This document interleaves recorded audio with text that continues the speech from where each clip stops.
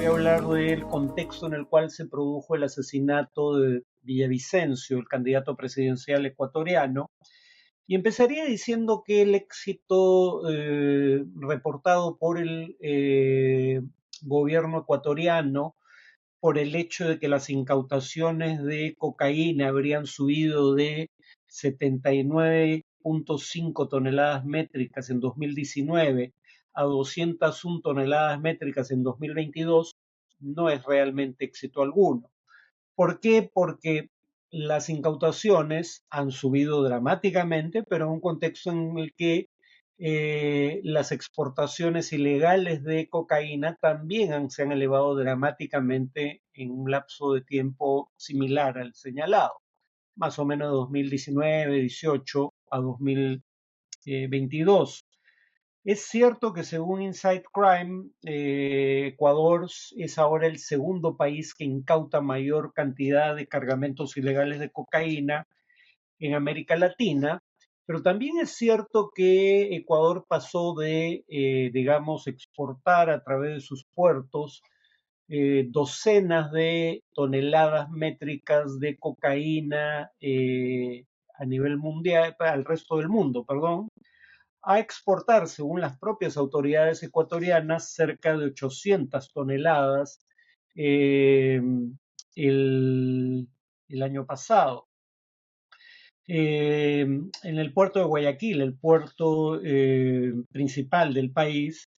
salen desde él unos 300.000 contenedores por año y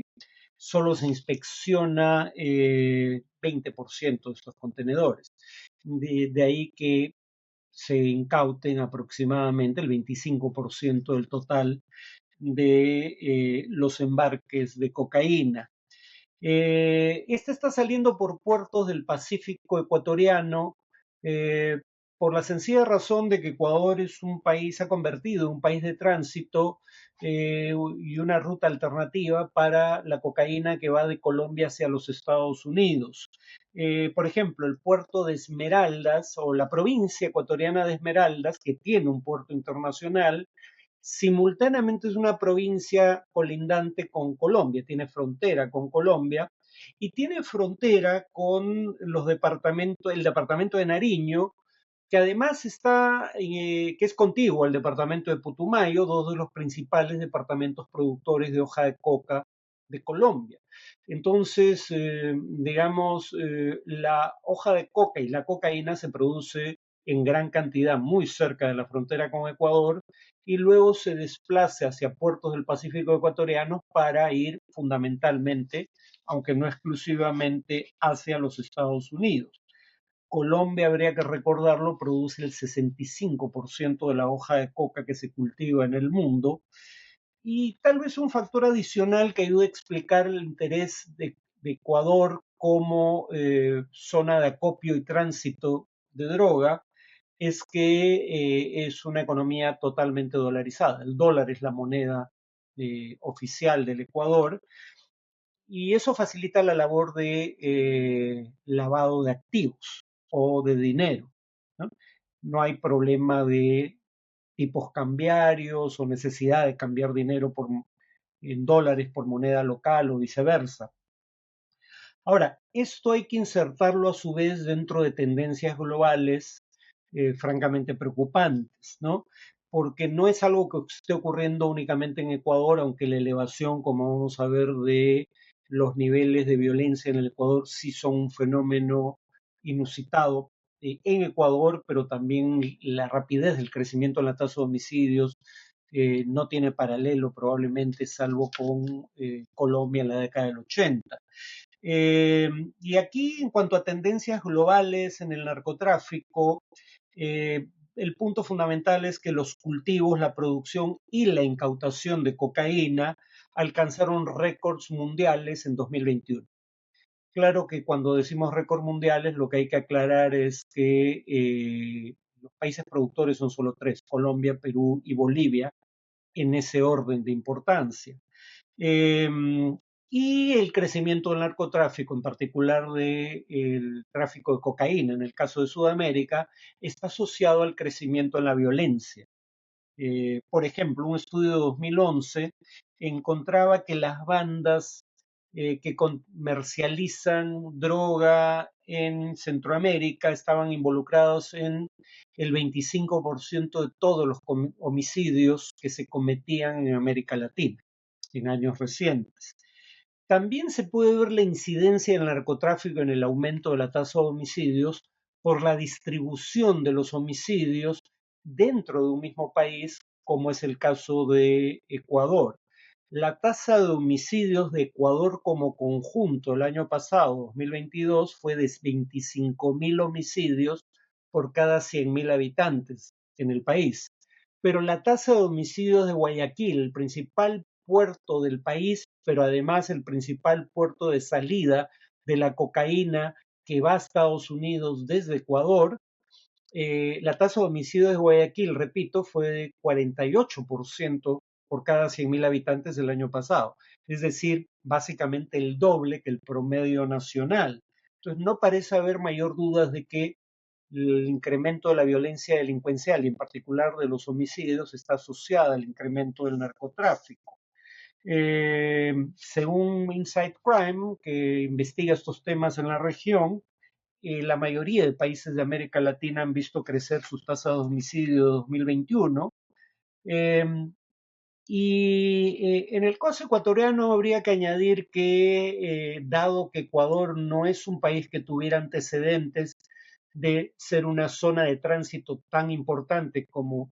ha sido el caso en los últimos 6 a 7 años, eh,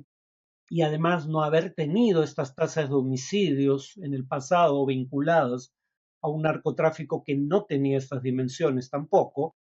ayuda a explicar la inoperancia de las fuerzas del orden que no tienen mayor experiencia en tratar con este tipo de problemas. El presidente Guillermo Lasso, en los poco más de 2 años que tiene de presidente, ha decretado estados de excepción hasta en 17 oportunidades, lo cual permite restringir derechos como el del libre tránsito y permite desplazar a las Fuerzas Armadas a las calles para combatir la delincuencia. Eh, y entonces el punto es, esto no ha dado resultado alguno, tal vez por eso el presidente Lazo ahora pide la asistencia del Buró Federal de Investigaciones, el FBI de los Estados Unidos, porque la presunción es que los grupos de sicarios ecuatorianos están asociados a carteles del narcotráfico mexicanos, específicamente los de Sinaloa y Jalisco Nueva Generación, los grandes carteles que subsisten en México. Y claro, esos carteles están bajo investigación constante del FBI. Recordemos que el líder del cartel de Sinaloa, el Chapo Guzmán, fue extraditado, procesado y condenado a prisión en los Estados Unidos. Eh, Ahora, incluso si hubiera avances en la lucha contra la cocaína, eh, habría que recordar que estos avances son siempre parciales porque aquí entra a tallar el efecto globo, cosa a la que me referiré en otra ocasión. El efecto globo alude al hecho de que dadas las elevadísimas rentas que genera el negocio del narcotráfico, utilidades muy por encima de la media, no solo de cualquier actividad económica legal, sino incluso de otras actividades ilegales, por las rentas que genera el narcotráfico, ningún éxito es total y definitivo. Eh, si se detiene el tráfico de cocaína por la ruta que llegaba al sur de la Florida a través de, el Caribe, se habilitan nuevas rutas como la que pasa por tierra desde México hacia Estados Unidos. Si disminuye, por ejemplo, la cantidad de cocaína que se exporta, probablemente aumente, como ya está ocurriendo, la oferta de otras drogas, como drogas sintéticas, a eso me referiré en una próxima oportunidad. Si disminuye la importancia en el tráfico de drogas de los carteles colombianos, crecen carteles alternativos en México, precisamente porque el narcotráfico genera ingresos o utilidades tan altas que ayuda a explicar la capacidad de corromper, reclutar y ejercer violencia que tienen los grupos de crimen organizado vinculados a esa actividad ilegal.